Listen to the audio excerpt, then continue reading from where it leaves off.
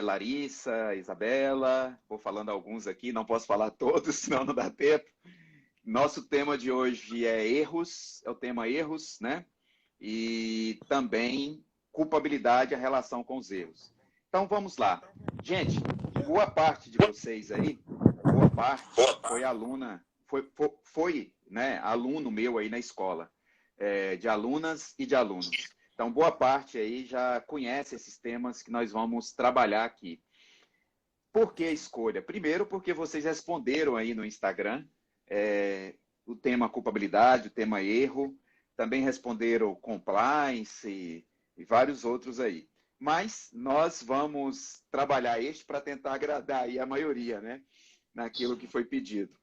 E porque esse tema também é um tema decisivo para aqueles que estão aí fazendo concursos da magistratura, do Ministério Público. Na última prova de promotor de justiça do DF, esse foi o tema decisivo. E nós acabamos trabalhando com ele na segunda fase. Muitos alunos aprovados agradeceram, porque conseguiram tirar 24, 25 pontos em uma questão de 30 no tema justamente relacionado ao erro, ao dolo, à culpabilidade. Então, vejam só, nós temos hoje os livros de parte geral que raramente trabalham esse tema, raramente. Nenhum livro de parte geral que eu conheço no Brasil trabalha o tema erro e culpabilidade de uma forma profunda. Talvez porque não haja espaço, né, para desenvolver diante do projeto, do objetivo das editoras. Então, muitos de vocês estudam aí pelos livros, né? O livro do colega André Vinícius, Erro e Concurso de Pessoas, o livro do Luiz Flávio Gomes, Erro de Tipo e Erro de Proibição, o livro do Bittencourt, Erro de Tipo e Erro de Proibição, aqui no Brasil, falando dos livros aqui, né? Muitos acabam estudando por esses livros, os que estão na segunda fase, na fase oral de concurso. Na Fundação Escola, a gente costuma trabalhar este tema de uma forma bem profunda, dentro das aulas de teoria do crime e também em uma aula específica só de erro. Então, nós sabemos que na trajetória das teorias do crime, nós podemos falar que a partir da teoria causal clássica, não vou falar das escolas penais, mas sim das teorias do crime para trabalhar a estrutura analítica, né? Tipicidade, ilicitude, culpabilidade. Na trajetória das teorias do crime, poderíamos começar, para um recorte para essa live, a partir da teoria causal clássica, do Leeds e do Belling, desenvolvida ali na segunda metade do século XIX e início do século XX. Então, as ideias do Leeds e do Belling, da segunda metade do século XIX e início do século XX, né, além de outros autores que também contribuíram, podem nos dar um caminho para o estudo do erro. Que caminho é esse? Este caminho parte da ideia de culpabilidade. Porque a estrutura analítica do crime, dividida em tipicidade, ilicitude e culpabilidade, a estrutura analítica do crime, dividida... Ô, Ângela, eu acho que seu microfone está aberto. Se puder fechar, vai ajudar. Então, vejam só. A estrutura analítica do crime, dividida em tipicidade, ilicitude e culpabilidade, essa estrutura inicial, ela começa com a teoria causal clássica. Vários autores trabalham isso. Não só autores do direito penal, da própria sociologia. A gente trabalha isso em uma pesquisa que nós fizemos, citamos isso sempre na nossa aula, tá? No final do século XIX, nós tínhamos ali uma plataforma positivista como estrutura filosófica para a formação de conhecimento. E acaba que o direito penal ele não conseguiu fugir, que muito influenciava, por exemplo, a Revolução Industrial. Então, este modelo naturalista, este modelo de causa e efeito ancorado em uma física newtoniana, ele acabou influenciando a formação do direito penal. Então, a teoria causal clássica, que trabalha um conceito de ação totalmente formal, neutro, avalorado, como movimento corporal humano que muda a realidade externa, um conceito de ilicitude só de contradição entre o fato e o ordenamento jurídico, sem a ideia de danosidade social, embora o Leeds tivesse desenvolvido mais tarde isso, essa ideia de danosidade social, e um conceito de culpabilidade na teoria causal clássica, amparado apenas na ideia psicológica, a psicológica pura. Somente dois elementos psicológicos, dolo e culpa, formavam a culpabilidade da teoria causal clássica. E isso influenciou profundamente no estudo do erro. Primeiro, por quê? Dolo e culpa formam a teoria psicológica pura da teoria causal clássica. A imputabilidade era pressuposto, não havia nessa época ainda a exigibilidade de conduta diversa. E havia uma discussão grande acerca do conceito de dolo. Para o Belling, o dolo era normativo. O dolo normativo aí, com a ideia de má-fé, ou seja, de conhecimento da ilicitude dentro do dolo atual, tá? Mais vontade e representação ou consciência do resultado. Então, para o Belling, o dolo já tinha 3 elementos: vontade, representação do resultado e consciência da ilicitude, já neste momento. Para o Litz, não. O dolo não tinha a ideia, não era formatado dentro de uma concepção normativa. O dolo, para Litz, não abrigava a consciência da ilicitude. Então, vejam, para o von Litz, o dolo não tinha consciência da ilicitude. Ele não trabalhava um dolo normativo. O Belling já trabalhava a concepção majoritária de sua época. E isso influencia no estudo do erro. Nessa época, nós tínhamos uma divisão de erro de fato e erro de direito. O erro de fato, acerca de uma compreensão fática, e o erro de direito, acerca de uma compreensão do direito, que às vezes era uma compreensão jurídica e também uma compreensão formal, já que havia uma confusão entre desconhecimento da ilicitude nessa época e desconhecimento da lei formal. Para o von Litz, não beneficiava o agente o argumento de desconhecimento da ilicitude, porque o conhecimento da ilicitude não integrava o dolo. Então, durante um bom tempo, o erro de direito não beneficiou ninguém. Na visão do Litz, o dolo não abrigava a consciência da ilicitude. Na visão do Belling, o dolo já era normativo. Então, gente, na teoria causal clássica, nós tínhamos um debate sobre os elementos do dolo entre o Litz e o Belling. Poucos livros falam sobre isso no Brasil. Um deles que fala é o livro do Luiz Flávio, Erro de Tipo e Erro de Proibição. Mas livro de parte geral se limitam a dizer que tanto no causalismo clássico quanto no causalismo neoclássico, o dolo era normativo. Livros de parte geral se limitam a dizer que o dolo era normativo em qualquer concepção causal, clássica ou neoclássica. E isso acaba caindo em concurso dessa forma. Mas um dia vai ter um examinador que vai perguntar qual era a diferença na concepção do Litz e do Belling do dolo. Para o Litz, o dolo tinha vontade de representação do resultado, não tinha consciência da licitude. Para o Belling, o dolo já era normativo, portanto, tinha consciência da licitude, além da vontade e da representação do resultado. Isso influencia em matéria de erro. Ou seja, alegar o desconhecimento da ilicitude não beneficiava o agente para o Litz. Já para o Belling, a história poderia ser diferente. O André, na sua obra Erro e Concurso de Pessoas, ele disse que durante um bom tempo, nessa época, houve uma ausência de absolvição para quem atuava em erro de direito. O erro de direito não beneficiou durante um bom tempo, salvo se fosse um erro de direito extrapenal, com relação a um aspecto do direito que influenciava, que interferia no direito penal, com relação a algo do direito civil que influenciava no direito penal. Mas o erro de direito penal mesmo não beneficiou durante um bom tempo. Por quê? Porque havia essa divergência se a consciência da licitude estava ou não dentro do dolo, na teoria causal clássica. Subindo mais adiante para a teoria causal neoclássica, nós já temos uma culpabilidade com outro formato. As ideias do Goldsmith, do Frank, do Metzinger, tá? Propiciaram um desenvolvimento da culpabilidade, uma teoria normativa da culpabilidade. A teoria normativa da culpabilidade, que surge mais adiante, influencia, portanto, a construção da estrutura analítica do crime no causalismo neoclássico. É importante dizer que neste momento da história do direito penal, na teoria causal neoclássica, portanto, estamos falando aí de primeira metade do século XX, tá?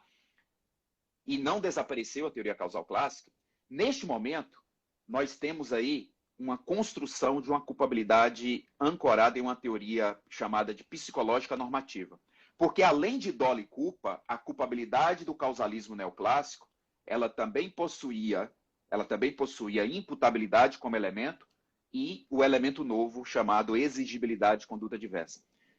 A exigibilidade de conduta diversa, ela foi inserida na culpabilidade do causalismo neoclássico por força do desenvolvimento da teoria normativa da culpabilidade. Ou seja, não seria possível condenar uma pessoa se ficasse demonstrado que ela não poderia agir de outro modo. O agir de outro modo passa a ser um elemento valorativo muito importante que passa a compor a culpabilidade. Nessa época, diz o Francisco Assis Toledo, em uma obra de 1977 sobre erro, o Toledo vai dizer, olha, é a concepção normativa da culpabilidade que propicia o desenvolvimento das teorias do dolo que influencia em matéria de erro. Quais teorias do dolo? Teoria extremada do dolo, teoria limitada do dolo e teoria modificada do dolo. Isso é muito importante, gente. Agora, como recorte de base filosófica, nós temos que entender o seguinte. Lá no causalismo clássico, a base filosófica era o positivismo, aquele positivismo que inspirava uma concepção naturalística, né, de desenvolvimento do conhecimento. Então, o conhecimento usado na metade do século XIX para desenvolver ciências da natureza, para desenvolver a matemática, a física, para influenciar na Revolução Industrial Inglesa, tá? Aquele conhecimento mecânico de uma física newtoniana de causa e efeito, ele foi usado para construir uma estrutura analítica do crime no direito penal. O direito penal concebeu inicialmente o crime em fato típico, ilícito e culpável por força do positivismo do século XIX, do modelo classificatório das categorias. O próprio Darwin fez isso também na sua teoria biológica do final do século XIX. Os autores vão trabalhar isso, gente. Isso é um tema que nós encontramos em livros mais robustos de direito penal que estudam profundamente, que pesquisam profundamente a teoria do crime. O Busato fala isso que eu estou falando para vocês, por exemplo. Tá? Paulo César Busato. Então, vejam, no final do século XIX, nós temos uma concepção de direito penal que não permitia a inserção de critérios axiológicos valorativos. Já na teoria causal neoclássica, nós temos uma concepção axiológica valorativa, que propiciava também um desenvolvimento melhor do estudo do erro, principalmente porque a culpabilidade passou a ser formada por uma teoria psicológica e normativa, principalmente porque o dolo, já na teoria causal neoclássica, é normativo e não tem discussão sobre isso. O dolo na teoria causal neoclássica tem 3 elementos: vontade, representação do resultado, ou consciência do resultado, e consciência da ilicitude. E este dolo normativo, na teoria causal neoclássica, está na culpabilidade. Então, o erro era estudado de que forma? Nós ainda tínhamos a ideia de erro de fato e erro de direito, e surgem 3 teorias. 3. Teoria extremada do dolo, teoria limitada do dolo e teoria modificada do dolo. A teoria extremada do dolo equiparou o erro de fato ao erro de direito. Essa teoria, inclusive, foi cobrada na prova do 29º concurso do MP-DFT de 2012. O André perguntou isso na prova. A teoria extremada do dolo equipara quanto aos efeitos o erro de fato e o erro de direito. Toda vez que nós estivermos diante de um estudo com dolo no nome da teoria, teoria extremada do dolo, teoria limitada do dolo, teoria modificada do dolo, estamos falando de um dolo normativo, um dolo na culpabilidade, de uma teoria normativo-psicológica da culpabilidade. Nós não estamos ainda no finalismo, porque no finalismo nós vamos ter outras teorias que vão estudar este assunto. Vamos ter a teoria extremada da culpabilidade, vamos ter uma teoria dissidente do Veltzer, que é a teoria limitada da culpabilidade, vamos ter a teoria do erro, que remete às suas consequências. Então nós vamos trabalhar outras teorias sobre erro, né? Principalmente estamos falando de erros essenciais, não de erros acidentais, no finalismo. Então vejam, na teoria causal neoclássica, nós temos o desenvolvimento de 3 teorias do dolo em matéria de erro. Teoria extremada do dolo, teoria limitada do dolo e teoria modificada do dolo. Nessa época, a culpabilidade se ancora em uma teoria normativo-psicológica, formada por imputabilidade, formada por dolo no crime doloso, culpa no crime culposo e formada por exigibilidade de conduta diversa. Vejam que a categoria exigibilidade de conduta diversa, ela surge na teoria causal neoclássica, ela não surge no finalismo. Já foi questão de prova. O finalismo continua com a exigibilidade de conduta diversa na sua culpabilidade. Mas o surgimento dessa exigibilidade de conduta diversa se deve ao desenvolvimento da teoria normativa da culpabilidade, lá por força de muitos autores, entre os quais o Goldsmith, que depois foi incorporada pelo Frank na culpabilidade lá no causalismo neoclássico. Vejam só, avançando aqui. A teoria extremada do dolo diz que o erro de fato e o erro de direito os 2 erros geram o mesmo efeito. Inevitáveis excluem o dolo, e o dolo está na culpabilidade, e evitáveis permitem a punição por culpa. Então, tanto o erro quanto a concepção fática no momento da prática do crime, quanto o erro, quanto a concepção do direito no momento da prática do crime, tá? Afastam o dolo. E se forem evitáveis, geram a responsabilidade por culpa. Isso é o que é pregado pela teoria extremada do dolo. Já a teoria limitada do dolo, ela foi uma teoria construída pelo Metzinger. E ele deu uma importância ao erro de direito. O Metzinger trabalhou com a ideia de que há determinadas pessoas na sociedade que descumprem reiteradamente as normas, que têm um modo de vida de descumprir reiteradamente as normas. Ele diz que tais pessoas atuam com cegueira jurídica ao descumprir reiteradamente as normas. Tais pessoas atuam com hostilidade ao direito. Tais pessoas, portanto, têm uma culpabilidade em decorrência da sua conduta de vida.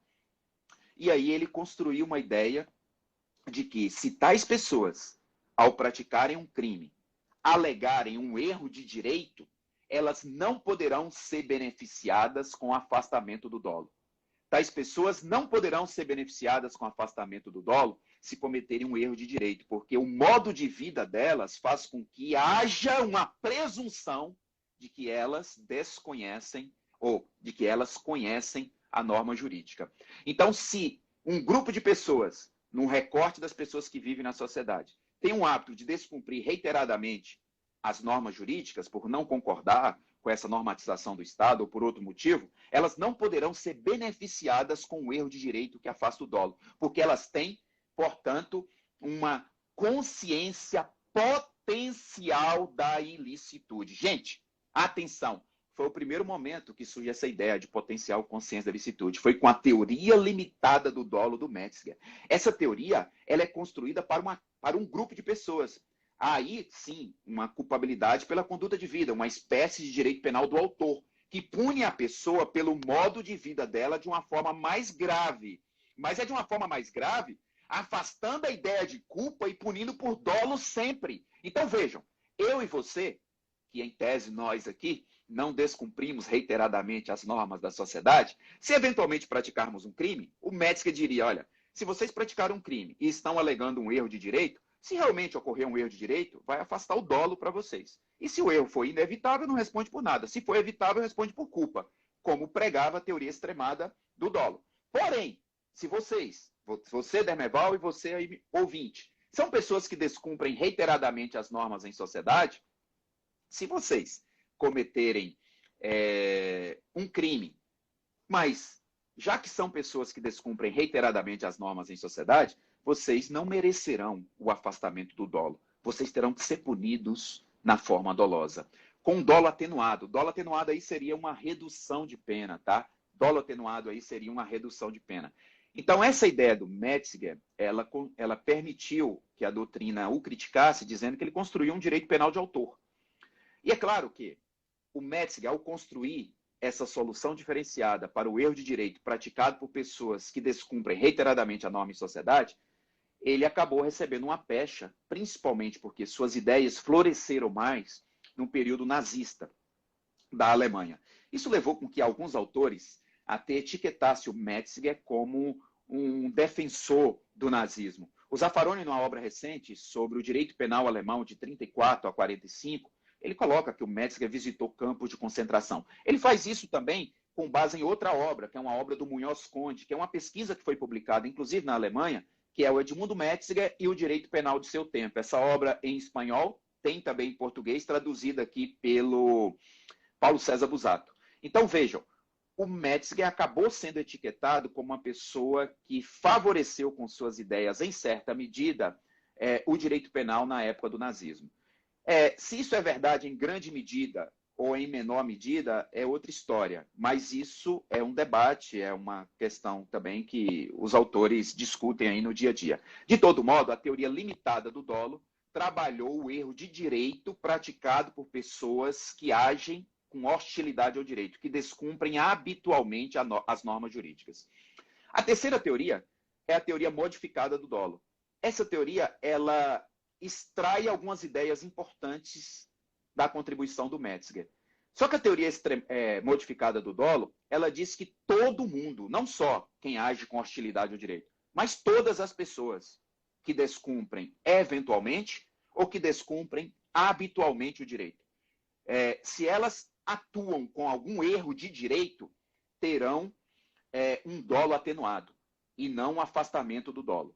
Então, a teoria modificada do dolo, ela adota a concepção da teoria limitada para todos, tá? E não somente para as pessoas que atuam com hostilidade ao direito. Então, vejam, gente, a questão do erro de fato permaneceu com o mesmo tratamento da teoria extremada. A modificação que teve, ou o debate que existiu, foi em relação ao erro de direito. Mas nós estamos falando aí de uma época que o dolo estava na culpabilidade. Qualquer erro de fato ou de direito interferia, portanto, na culpabilidade. Na sequência, nós temos as ideias finalistas. O Weltzl desenvolve o seu finalismo na década de 30, mas ele vai florescer após a Segunda Guerra Mundial. É em 1952 que o tribunal alemão decide pela primeira vez com a rubrica erro de tipo e erro de proibição. 1952 é a primeira decisão do tribunal alemão usando o erro de tipo e erro de proibição, rompendo, portanto, com a terminologia erro de fato e erro de direito. E aí nós temos uma mudança radical. Porque quando eu falo de erro de tipo e erro de proibição, eu estou falando não mais de um dolo na culpabilidade. Eu estou falando não mais de uma culpa na culpabilidade. Eu estou falando de um dolo e de uma culpa na conduta que integra o fato típico. Porque no finalismo, a teoria da culpabilidade ela não é psicológica. No finalismo, todos os elementos psicológicos foram retirados da culpabilidade e transportados para a conduta que integra o fato típico. Então, o dolo e a culpa saíram da culpabilidade. Houve um desmonte nessa parte da culpabilidade. Só que o Weltzl tira o dolo da culpabilidade com os elementos vontade e consciência do resultado, ou representação do resultado, mas deixa lá a consciência da licitude na forma potencial. Vejam, a ideia de potencial consciência da licitude já havia surgido lá atrás, com o Metzger, tá? Já havia surgido lá. Mas ela vai se tornar um elemento da culpabilidade somente no finalismo, quando é retirada do dolo. Então, a consciência da licitude foi retirada do dolo no finalismo. Nós temos uma culpabilidade ancorada em uma teoria normativa pura. O que significa teoria normativa pura? Significa que a culpabilidade do finalismo tem elementos normativos, o Juarez Tavares chama os 3 elementos normativos. Embora boa parte da doutrina fique dizendo que o normativo valorativo é só exigibilidade de conduta diversa, e não é verdade. Os 3 são valorativos: imputabilidade, potencial consciência da licitude e exigibilidade de conduta diversa. Embora a exigibilidade de conduta diversa seja mais estudada, seja mais alargada por diversas hipóteses, né? Tanto legais quanto supralegais de afastamento dessa exigibilidade. Vejam, no finalismo, nós temos uma culpabilidade sem dolo e culpa. Então, em matéria de erro, isso interfere bastante. Lá no causalismo, todo erro de fato ou de direito interferia na culpabilidade. No finalismo, o erro de tipo interfere apenas na conduta. O erro de proibição que vai interferir na culpabilidade. Porque o erro de tipo diz respeito às elementares do tipo e afasta o dolo. E o dolo está na conduta. Já o erro de proibição diz respeito à consciência da licitude, diz respeito à culpabilidade. Então, no nosso Código Penal, em 1984, na reforma da parte geral, nós tivemos uma separação muito importante. O artigo 20 caput vai dizer: o erro sob elementar do tipo afasta o dolo. Se for evitável, pune por culpa. Este artigo 20 caput é a demonstração que adotamos o finalismo do Weltzl. O Supremo disse isso no julgamento da ação penal 470, para dizer que o fato de o artigo 20 caput dizer o erro sob elementar do tipo afasta o dolo é ali a construção de que nós temos ali um afastamento do dolo com o erro sob elementar do tipo, significa que o dolo está na conduta, no tipo e não mais na culpabilidade. Agora, no erro de proibição, nós temos o erro sob a consciência da licitude. E a solução está no artigo 21, isenta de pena, se for evitável, reduz a pena. Mas é um erro que diz respeito à culpabilidade como elemento da estrutura analítica do crime, trabalhando a ideia de que o crime é um fato típico, ilícito e culpável. Vejam só, no finalismo, nós temos 2 teorias principais e algumas outras que vão estudar a questão dos erros. Quando a gente fala do erro de tipo e do erro de proibição, nós conhecemos os vários exemplos de erro de tipo e erro de proibição. Erro sob elementar do tipo, né? Então, Maria guarda droga em casa, acreditando que estava guardando bicarbonato. ela não quis guardar droga em casa. Então, erro de tipo que incide, portanto, sobre um elementar do tipo do artigo 33 da Lei de Drogas, que afasta o dolo, e neste caso eu nem pergunto se o erro é evitável, porque não existe a punição na forma culposa. Joana foi tomar um paracetamol à noite, ela estava grávida, pegou uma substância errada lá, um remédio lá de outra pessoa que tinha um princípio abortivo e acabou abortando o feto. Ela não quis abortar o feto. Então, nós estamos diante aí de um erro também de tipo. Eu nem pergunto se é evitável, porque não existe o aborto na forma culposa. Dermeval fez uma viagem, chegou no aeroporto, tinha uma mala lá dele escrita Adidas, né? Pouco chamativa, grandona. Aí ele pega e vai embora, né? Chega lá no hotel, ele abre a mala e vê que não é dele a mala. E outra pessoa pegou a mala do Dermeval, também só abriu no hotel, achou que estava pegando a própria mala, né? Isso é fato real. Eu não quis subtrair uma coisa alheia para mim, tá? Então, eu incidi em um erro de tipo do artigo 155 do Código Penal, que diz subtrair para si ou para outrem coisa alheia móvel. E, portanto, eu não respondo por furto. Eu nem pergunto se o erro é evitável, se o Dermeval foi descuidado. Ele não quis pegar uma coisa de outra pessoa. Por que eu não pergunto? Porque não existe furto na forma culposa. Eu só pergunto se o erro de tipo é evitável quando o crime é punido na forma culposa, como é o caso do homicídio, como é o caso da lesão corporal e assim por diante. Então, são coisas básicas. Isso aí não cai nem em prova para ingressar mais no pré ou no primário antigo, né? Ou agora aí no ensino inicial lá das crianças, né? Antes do primeiro ano. Então, são questões básicas. Mas as questões de erro mais complexas são questões que envolvem nem o erro de proibição também, sobre a consciência da licitude, mas sim os erros que tratam das causas de justificação. Então, o maior debate que existe hoje é com relação aos erros que incidem sobre as causas de justificação. Quais são estes erros? O que são causas de justificação? Vocês sabem que causas de justificação são excludentes de licitude, são justificantes, né? No Código Penal nós temos legítima defesa, tá? Necessidade, estrito cumprimento do dever legal, exercício regular do direito. Tem outras excludentes de licitude, por exemplo, na parte especial do Código também, tá? Por exemplo, o aborto no caso de risco de vida para gestante, tá? E outras hipóteses. Mas vejam, o debate grande hoje é sobre os erros quanto às causas de justificação. Essa é a questão que mais é cobrada em prova, tanto na prova objetiva, quanto na prova aberta, quanto na prova oral. Tá? Nas provas difíceis de penal, o tema erros sobre as causas de justificação, erros sobre as excludentes de licitude, é um tema super cobrado. E estes erros são classificados em erros sobre a existência, os limites e os pressupostos fáticos. O erro sobre a existência ocorre quando a gente atua acreditando que aquilo que ele está fazendo é abrangido pelo ordenamento jurídico como uma excludente de licitude.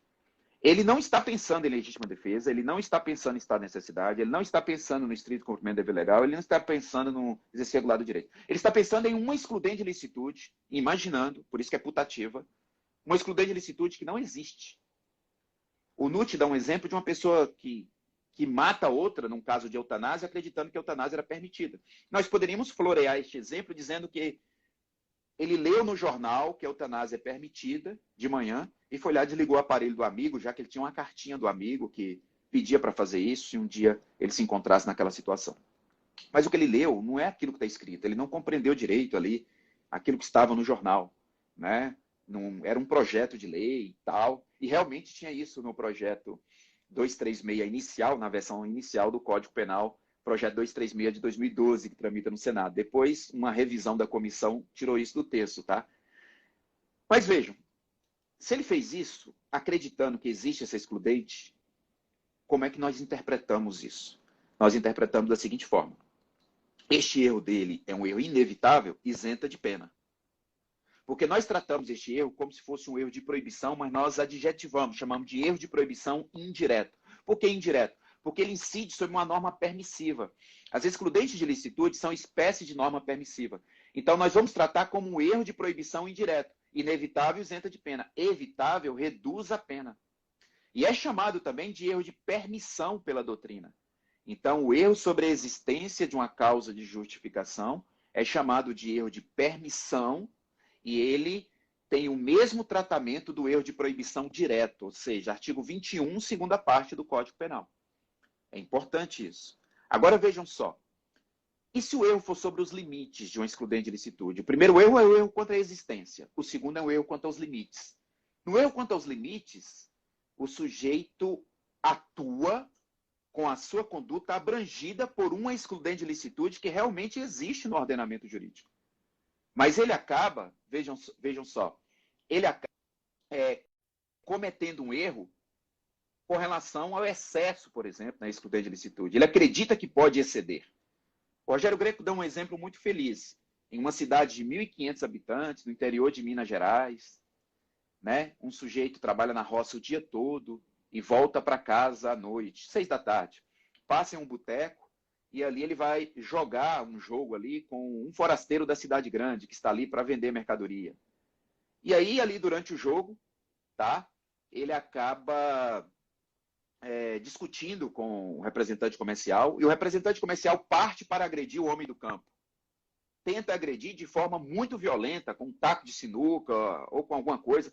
O homem do campo reage em justa agressão, joga o forasteiro no chão, e o homem do campo saca o seu canivete e tenta furar o forasteiro, porque quem começou foi o outro, ele não leva desaforo para casa, o outro queria matá-lo.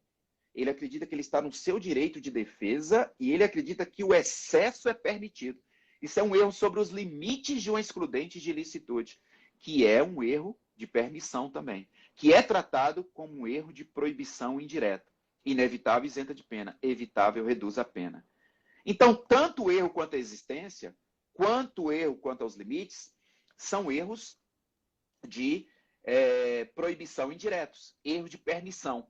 Aí nós adotamos, sem sombra de dúvida, a teoria limitada, a teoria extremada da culpabilidade, a teoria extremada da culpabilidade.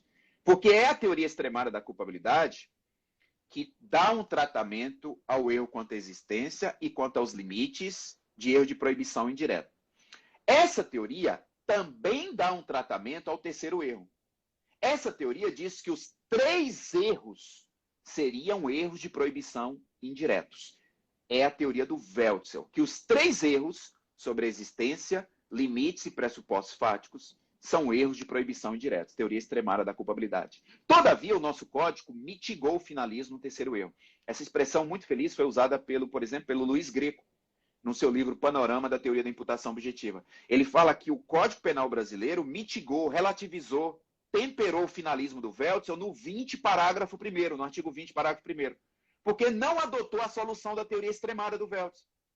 O nosso código, no artigo 20, parágrafo 1º, para a maioria da doutrina, a gente vai discutir isso, adotou a solução da teoria limitada da culpabilidade. Se vocês conferirem, lá nos itens 17 a 19 da exposição de motivos, da parte geral de 1984, Lei 7.209, está escrito lá, o Francisco Assis Toledo colocou lá, que o nosso código optou pela teoria limitada da culpabilidade no que diz respeito ao erro fático, ao erro sobre pressuposto fático de uma excludente de licitude, que é aquele erro que acontece na legítima defesa putativa, no estado de necessidade putativa. Aquele exemplo que você ouviu e viu na faculdade dos 2 inimigos jurados de morte que se encontram na rua, um vai enfiar a mão no bolso para tirar um cigarro, uma carteira, e o outro acha que é uma arma, saca a arma e atira na cabeça dele para se defender, né? Na imaginação de quem atirou para se defender.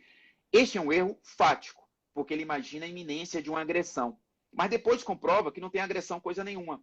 Isso não é uma legítima defesa do artigo 24 do Código Penal, gente. Porque não existe agressão real, nem iminência de agressão real. Nós estamos diante de uma situação de erro, que é interpretada e solucionada pelo artigo 20, parágrafo 1º. E o que diz o artigo 20, parágrafo 1º na sua literalidade?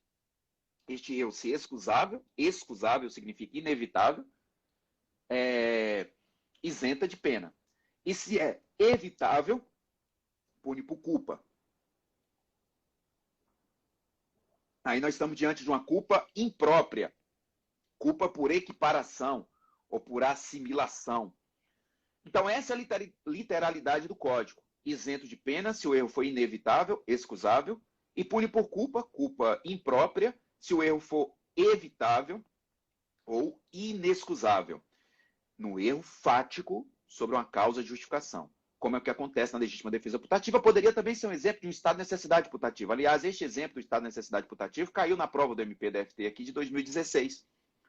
Um barco naufragou, só tinha uma boia.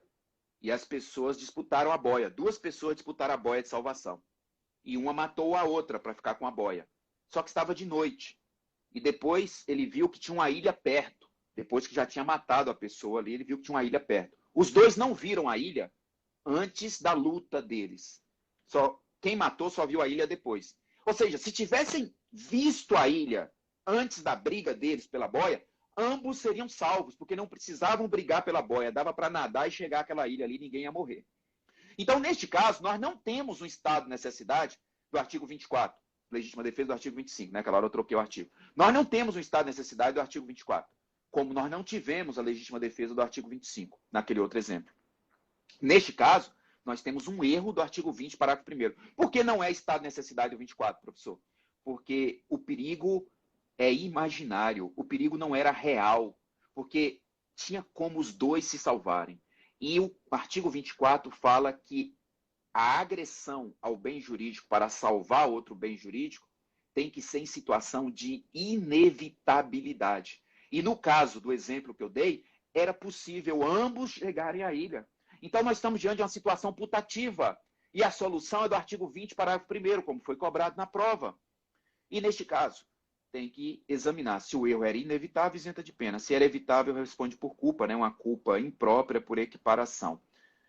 Essa solução é a solução da teoria limitada da culpabilidade. Então, no terceiro erro, o Código adotou a solução de um erro de tipo permissivo. Apesar da letra da lei dizer isento de pena, a doutrina fala que afasta o dolo. O Veltson não concordava com isso, porque para ele este problema não era um problema de dolo, já que a pessoa que atirou na outra e a pessoa que matou a outra para ficar com a boia, ambas queriam matar o adversário, embora trabalhassem com pressupostos putativos, achando que enfiar a mão no bolso era para tirar a arma e não vendo ali que tinha uma ilha perto. O Veltson dizia, se elas queriam matar, o dolo existe, então não pode ser erro de tipo, tem que ser erro de proibição. Só que o nosso legislador acabou adotando a solução diferente do Veltson, diferente da que o Veltson pregava, no erro quanto ao pressuposto fático de uma causa de justificação.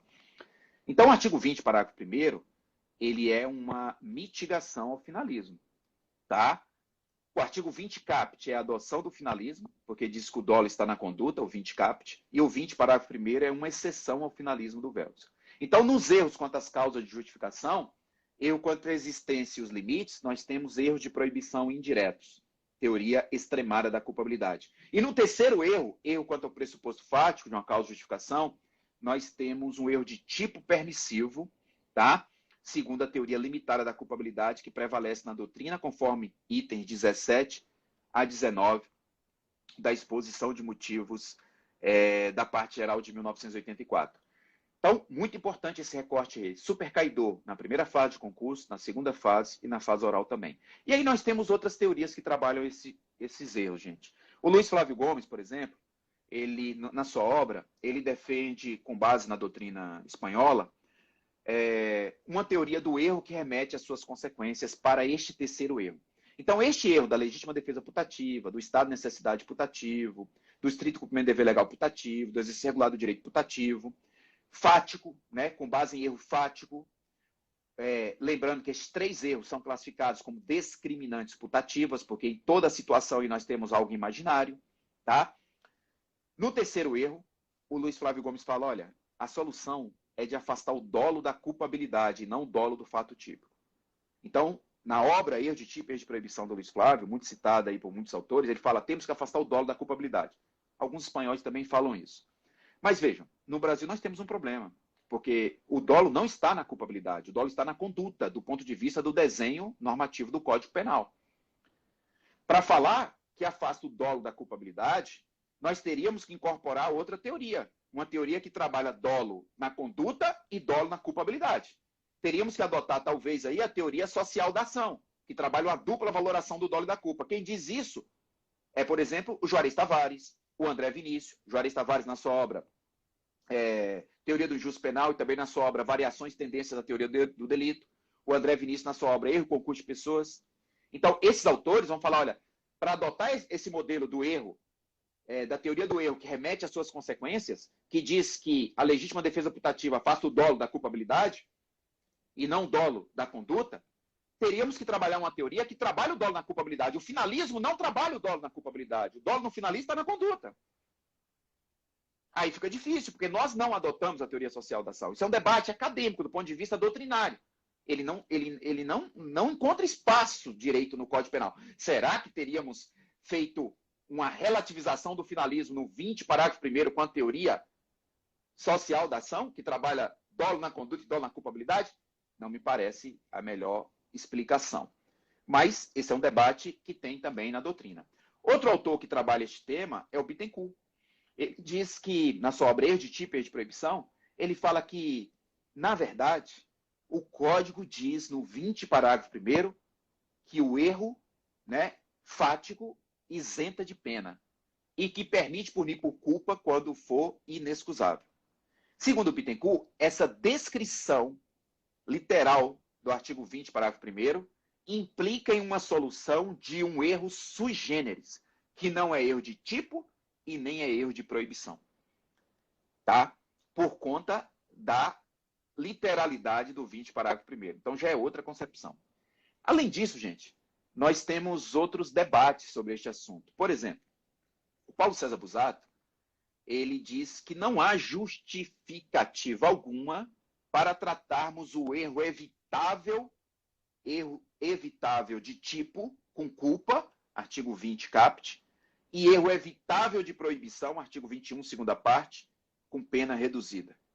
Dizendo ele que não tem explicação plausível, não é convincente, não é proporcional, tratar o erro de tipo evitável com culpa e tratar o erro de proibição evitável com redução de pena. Porque no erro de proibição evitável, o dolo não é afastado.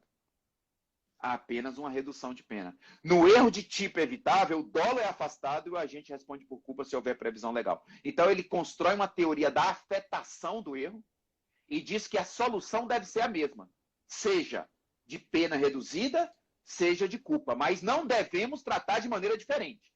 Mas é claro que a opção de lei é diferenda, já que o Código, no espaço normativo do legislador brasileiro, ele tratou de forma diferente. Ok? Então, vejam, esses debates que nós fizemos aí, por enquanto, um recorte da concepção doutrinária sobre erro e culpabilidade, ele é um debate muito importante para quem vai fazer prova de concurso. Talvez no dia a dia, na prática forense, eu possa contar nos dedos aí, no meu tempo de promotor de justiça, 18 anos, às vezes que eu fiz uma manifestação com erro de tipo e de proibição, fiz mais com temas da culpabilidade, de inexigibilidade, mas para quem está estudando, quem quer escrever, quer fazer um mestrado, doutorado, quem está estudando para concurso, quem quer fazer uma pós-graduação para compreensão adequada disso, tem que compreender o estudo do erro e da culpabilidade. É um estudo que caminha junto. Veja o que nós falamos da teoria causal clássica, da teoria causal neoclássica, falamos do finalismo. Então, na culpabilidade, na teoria psicológica pura do causalismo clássico, o debate sobre erro de fato e erro de direito era um, principalmente por conta das divergências entre o Litz e o Belling com relação ao dolo. Na teoria causal neoclássica, de uma culpabilidade ancorada em uma teoria normativo-psicológica, o debate sobre o erro era outro, teoria extremada do dolo, limitada do dolo, modificada do dolo. E no finalismo, é outro debate ainda. E é o finalismo que nós temos para efeito da parte geral nossa do Código de 1984. Muito criticado hoje por concepções funcionais, mas é ele que nós temos. E ele é um modelo ontológico dogmático com algum espaço de valoração, com algum espaço para incidência de critérios axiológicos. O finalismo não é um retorno completo ao causalismo clássico, como alguns funcionalistas roxinianos afirmam. O finalismo permite um juízo de valor. E permite, talvez, diante de um espaço tão manipulado por princípios e por decisões inseguras, diante de previsões normativas descumpridas, o finalismo ainda permite determinado resgate de segurança jurídica na nossa concepção. Mas vejam, falando sobre essa questão do dolo no nosso Código Penal, apenas para completar, o dolo no nosso Código Penal é natural. Ele não é um dolo normativo, porque nós adotamos o finalismo. O dolo é natural. Claro, estamos falando aqui dentro de uma visão, por exemplo, do Juarez Tavares. Mas hoje há várias teorias do dolo que trabalham dolo sem vontade, né? O Luiz Greco tem um artigo, foi publicado aqui entre nós, muito utilizado. O Jacobs trabalha um dolo sem vontade também, tá? Mas no desenho normativo nosso, só para vocês terem ideia, o nosso código de 1830, eu fiz essa pesquisa aqui antes da nossa live, ele tinha um conceito de dolo com má-fé, um dolo com consciência da ilicitude, um dolo com a construção semelhante à existente no direito romano, de dolos malos, com má-fé, má astúcia. Estava lá no Código de 1830, nosso primeiro Código Penal, o Código Criminal do Império. No Código de 1890, nosso segundo Código Penal, o primeiro da República, mas o segundo da nossa história, também foi mantida a ideia de um dolo com má-fé, má astúcia. E a nossa parte geral de 1940 era causal. Era causal. Tanto é que ela vai falar de dolo na valoração da pena pelo juiz quando da culpabilidade. E isso fez surgir, naquela época, a interpretação de que no momento da dosimetria da pena, o juiz tem que trabalhar com grau de dolo e grau de culpa, que existe em alguns julgados do STJ até hoje, de maneira equivocada, porque estão trabalhando a parte geral de 40, que falava em grau de dolo e grau de culpa. Em 1984, não tem dolo na culpabilidade. Em 1984, o dolo faz parte da conduta. Não deveria o STJ hoje, não deveria o TJDRFT hoje falar de grau de dolo e grau de culpa na dosimetria da pena base, porque isso aí não é momento de dolo. O momento do dolo é lá na conduta, lá na fundamentação que o juiz usou para condenar, que ele trabalhou o dolo na conduta. Ele não pode repetir a análise de dolo na culpabilidade de dosimetria de pena, que é outra culpabilidade, juiz de censura, juiz de valor, e não a culpabilidade de elemento do crime. Então, vejam, a compreensão adequada da estrutura analítica do crime, saber onde estão alocados os institutos, ela é fundamental para o estudo do direito penal. Então, vejam, gente, foi uma live, claro, que nós falamos de muitas coisas um pouco complexas, né, para uma live de 50 minutos, mas vocês pediram na enquete que a escola falou. Eu vi aqui passando muita gente aqui, que eu cumprimento, já cumprimentei alguns, cumprimento aqui também o André Ismael, grande amigo, colega, Fernanda Molina. André Ismael, nós vamos pedalar amanhã cedo, tá? 7 horas da manhã, não se esqueça. Cumprimento aqui a Thaís, promotora de justiça na Bahia, querida amiga, tá? Cumprimento aqui vários que eu vi e outros que eu não vi, me desculpa, porque foi passando aqui e eu não consegui ver todos, tá? Mas muito obrigado por terem visitado a nossa live aí, nesse horário de segunda-feira. Obrigado a Ângela também pela ajuda aí, Ângela. Muito obrigado. E nós caminhamos aí para encerrar, para que a live fique salva e que vocês possam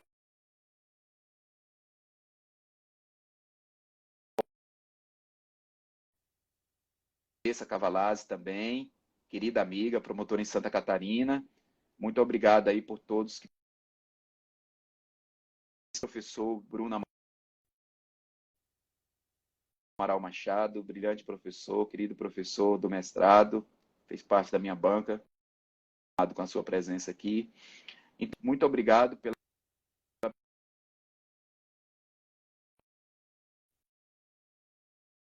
aqui também, que não foram alunos, mas pretende. Emanuel, colega do doutorado na PUC São Paulo, muito obrigado por sua presença.